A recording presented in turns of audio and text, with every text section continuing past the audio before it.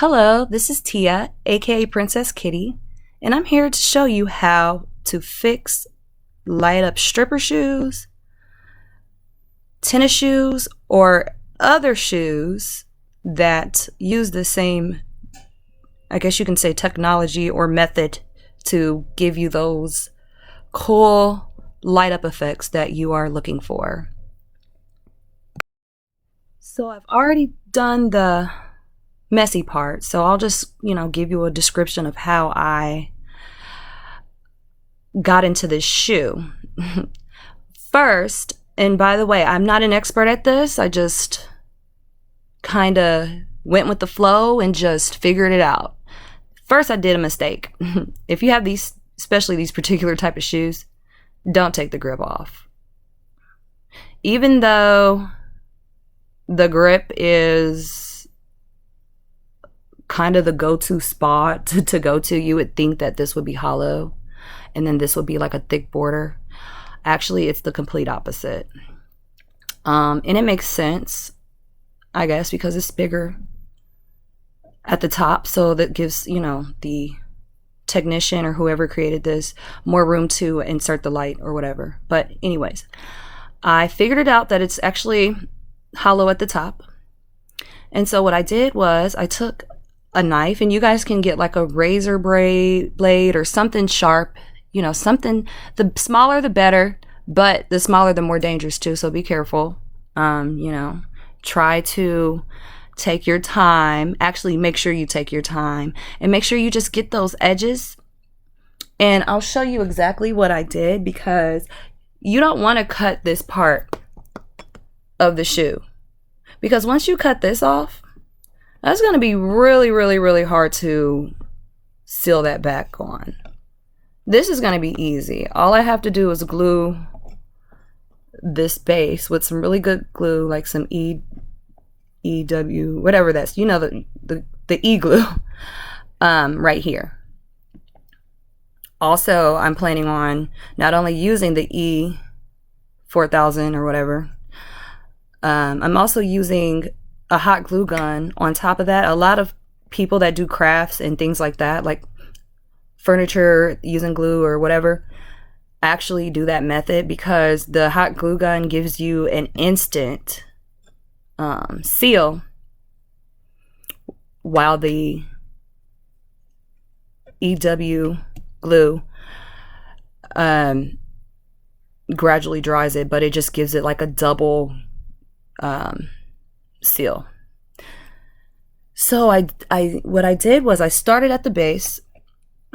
I took the knife, pretend like this is folded down.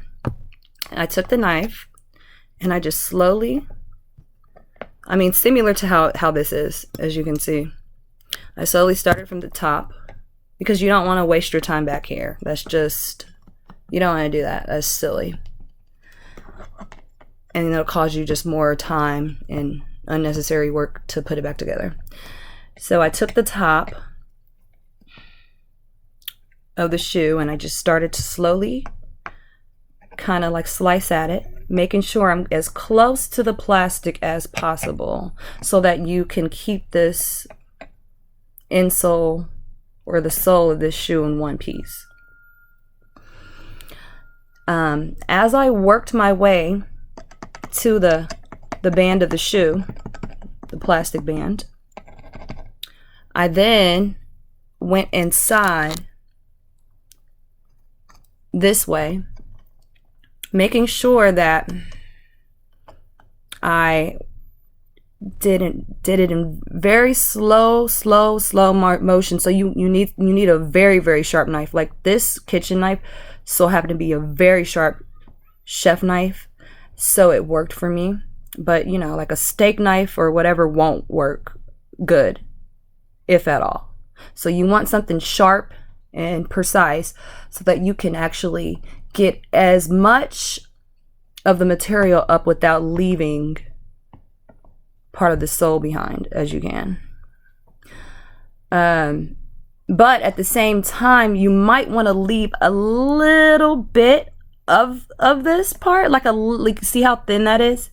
You might want to leave just a little bit, because my assumption is that this will stick better if there's already adhesive connecting part of that material to the plastic. This will actually stick better to its own material because it's, you know, it's like that soft whatever material. So that'll connect really good when you glue that. And so I started working my way down like that. And then once I got deep enough to where I couldn't get to it, I then started to go inside. Show you. Kind of hard to show you this way, but I'll show you. I started to go inside like that. And then I just dug in. And then I did the other side just a little bit, as you can see to this point. And then that's when I decided to take the tip of that, because when you're cutting it, it's not going to go like this. It's going to still be flat. I took it and I carefully bent this part inward under this strap so that I can get in there, because it's really, really hard to get into that light when the flap is still down. Even though you cut it and you've gained access, you still don't have enough area to figure out what's wrong with it. So then I did investigation, and also it won't give you room to pull it out, and it's just annoying. This will be in the way, it'll stop you, blah blah blah. So then I investigated, and so what I did was I tested it out, and as you can see, every time you touch it, it goes out. So then I pulled this light out, wiggled it out very carefully. Also, when you cut that sole out, make sure you don't cut the wire. Make sure, because that thing is right there. And if it's a sharp enough knife and you slip and you know, not only you don't want to cut yourself, but you don't want to cut this because you'll just defeat the whole purpose. Like, it would be pointless. Then you would be having to find a tutorial of how to connect new cords and all that stuff, and I don't have time for that. And so then I slowly but surely wiggled this out. And you don't have to pull it all the way out. You just want to be able to gain access to the back of it, because that's where the problem's going to be.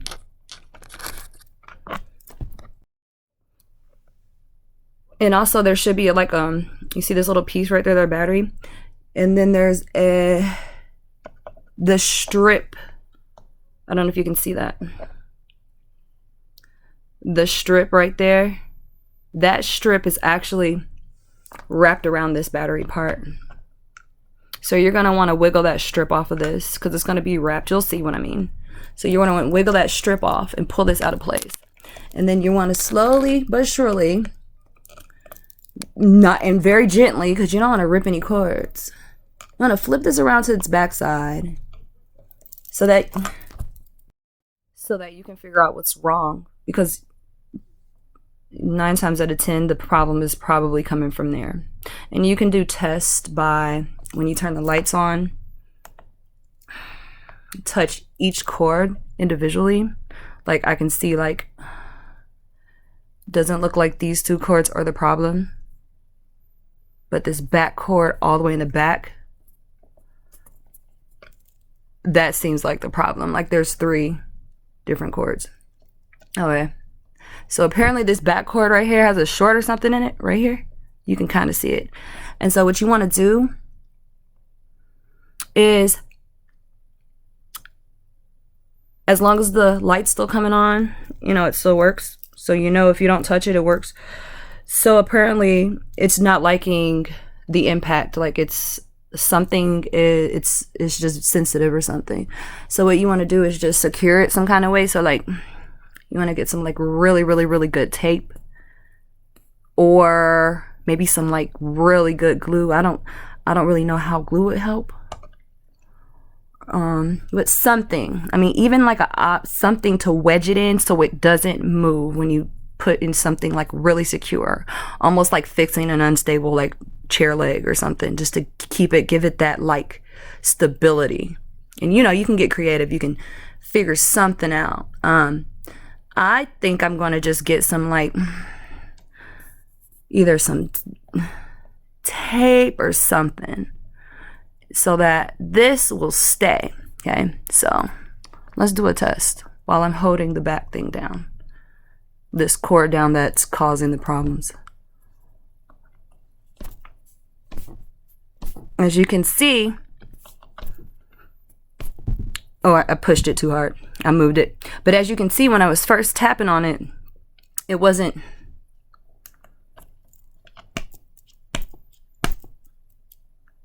changing.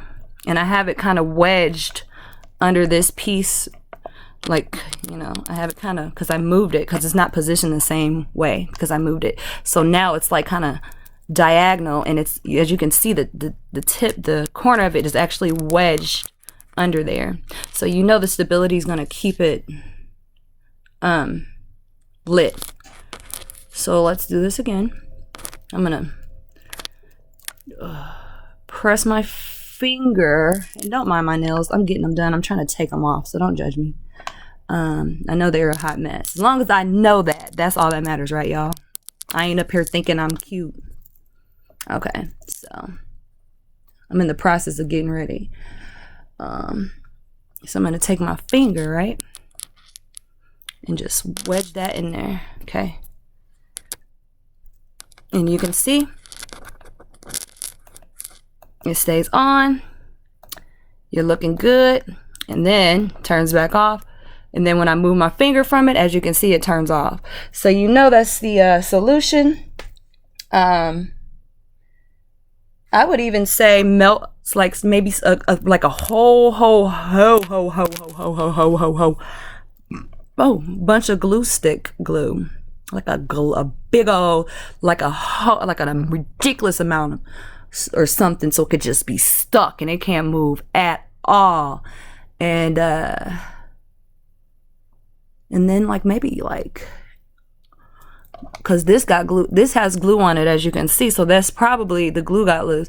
So you just want that to be just stuck somewhere. It doesn't have to be perfectly, you know, it doesn't have to be perfectly set where it was. You're not going to be, no one's going to be able to see. As you can see, it's blinded. I mean, it doesn't matter, you know, I mean, they try to hide it, but I mean, once they're lit up, who cares? You're not going to care about that, right? No one's going to pay attention to that line. That light gonna be distracting. So yeah, there's my tip. I don't see any videos about this. I see them about tennis shoes, but it's kind of different, you know. These are very hard to get. Like, they don't sell these in Cirillas. You have to literally order these, and they took like a month for me to get mine. So like, dude, I'm not sending these back.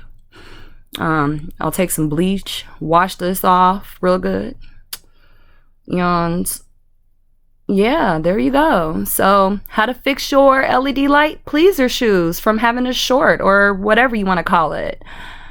Thank you.